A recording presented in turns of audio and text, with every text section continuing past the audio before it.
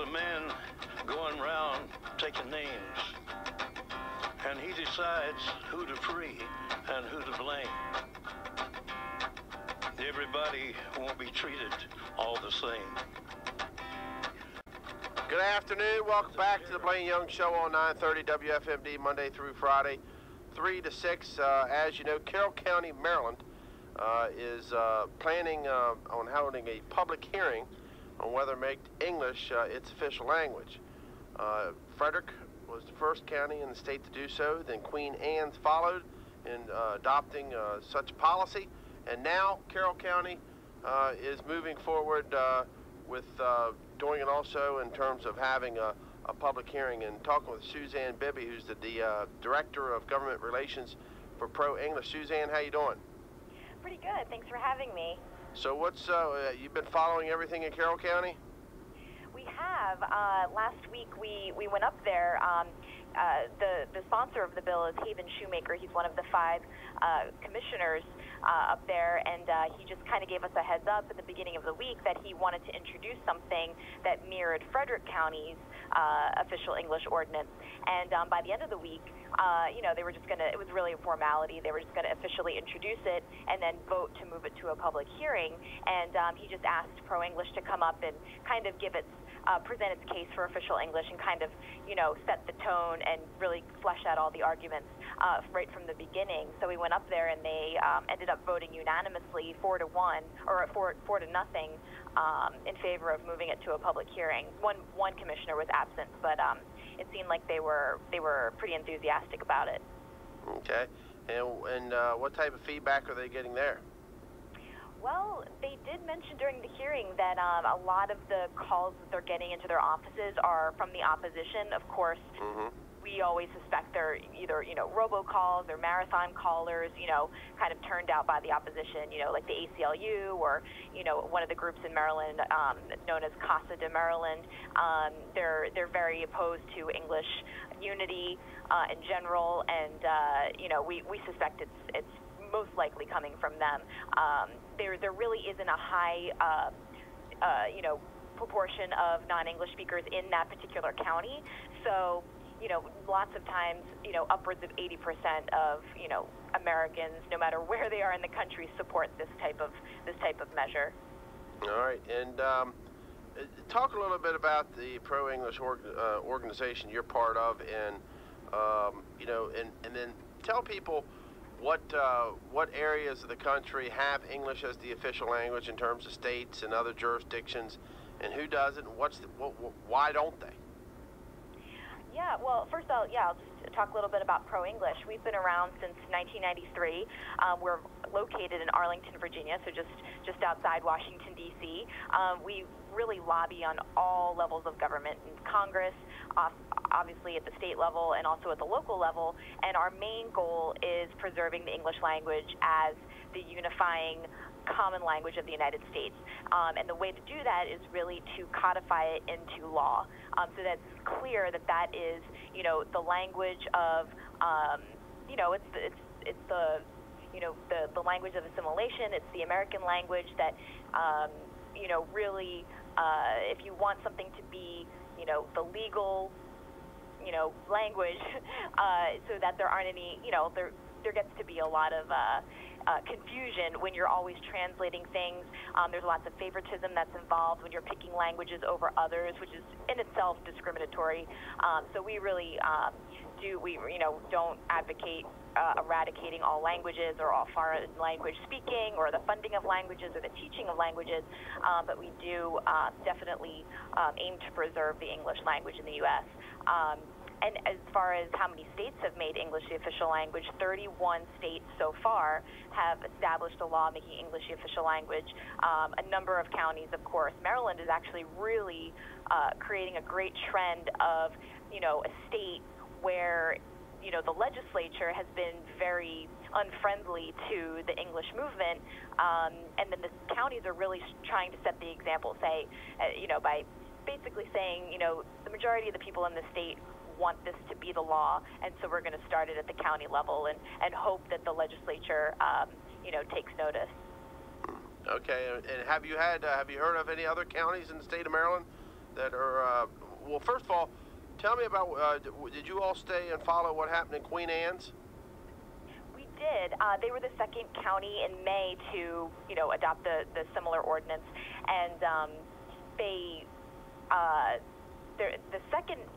were the third county that really introduced it. The second one followed Frederick, and that was Anne Arundel. However, they decided not to move forward in introducing it and moving it to a public hearing. But they did say that they do intend to do it in the future, whether it's within 2012 or maybe in the beginning of 2013. So there really are 4 counties that have considered this in less than 9 months, which is really impressive.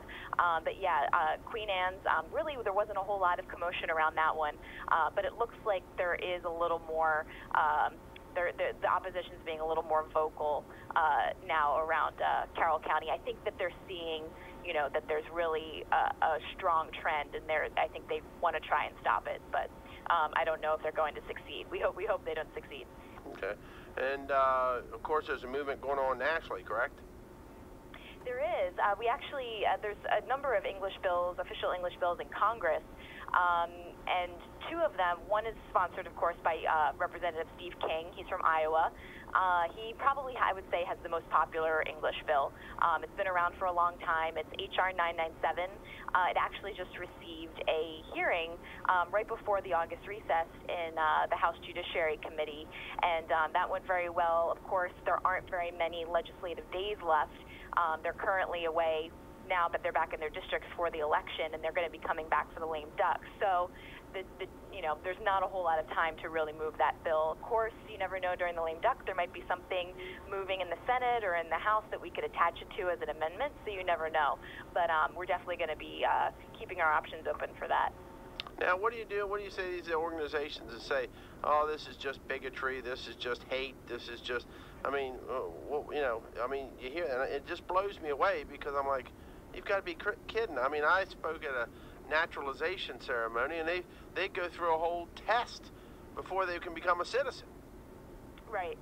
Yeah, I was just asked about this last week, actually, and, there's really no proof that speaking English, is any way a form of bigotry. There's been a lot of polls conducted at the national level, especially Rasmussen. They've probably done the most among likely voters, and voters overwhelmingly for the past decade have said, and this is probably about 75% and up, say that, setting an official language, which, by the way, 92% of the world's nations have an official language. So, it's hard to believe that 92% of the countries in the world are all somehow bigoted or racist. But people just reject that altogether, that that's somehow, it's a racist idea, or, that you're somehow discriminating against.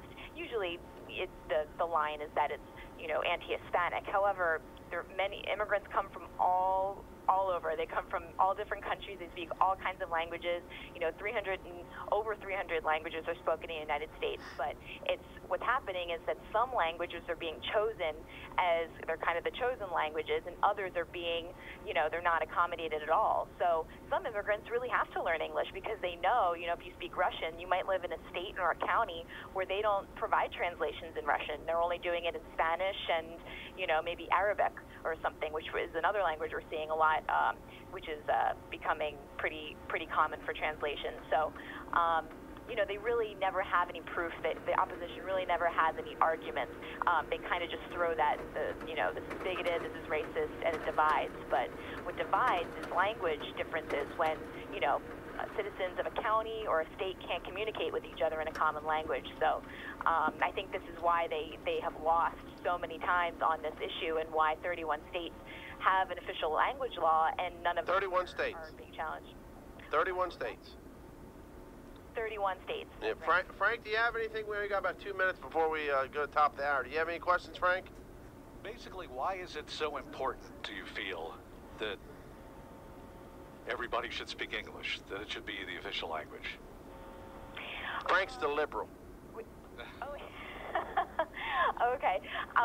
Yeah, well, we do believe that everyone should be able to speak English.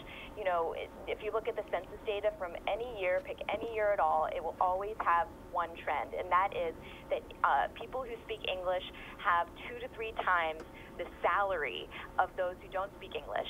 You know, it is the language of opportunity. It's the language now of international business. There are tons of countries, you know, we read about it every week of a new country making English a dual official language because they want their companies, they want to make sure that the workers in those nations are able to speak, you know, the international language of business. And it really is good for immigrants. You know, that's really our, you know, we're always called, you know, anti-immigrant, the anti-immigrant pro-English, but it's really the opposite.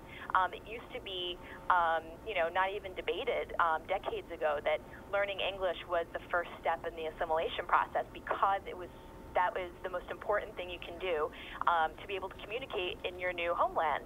But now it's really being used by the opposition as, you know, divide and conquer. And, you know, I think a lot of these groups, as I, you know, referenced before, the ACLU, Casa de Maryland, they know that, you know, the more likely someone is to speak English, they're going to be less dependent on government. They're not going to need government services. They're not going to need translations to, you know, access services. They're not going to need or to take a driver's license exam, and they really lose control of those people, and they become more dependent or more independent. Well, Suzanne, you mentioned groups that are opposed to your group, and we don't have much time, but they allege that within your group are ties to white nationalist groups. What do you say to that? I mean, they've been saying that since the early 80s, since, you know, the English movement really got started. There was no official English movement before that, really.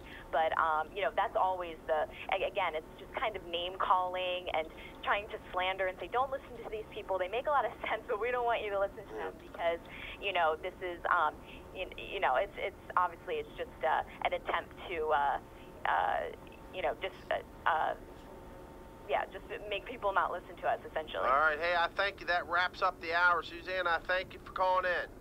Thanks so much. All right. Take care. I'll talk to you soon. Oh, you too. All right. Frank, where'd that question come? I saw the light come off. What was that? One of the melon heads? Is that where that? Huh? Huh? Where, you didn't come up with that question on your own. I saw someone call in. Actually, the first question was from a caller. Yeah, I hear you. The second one came from me. Uh-huh. Sure it did there, old Franco, buddy. Couldn't think of one thing Barack Obama accomplished, but you can fire away some questions, couldn't you? Who called you?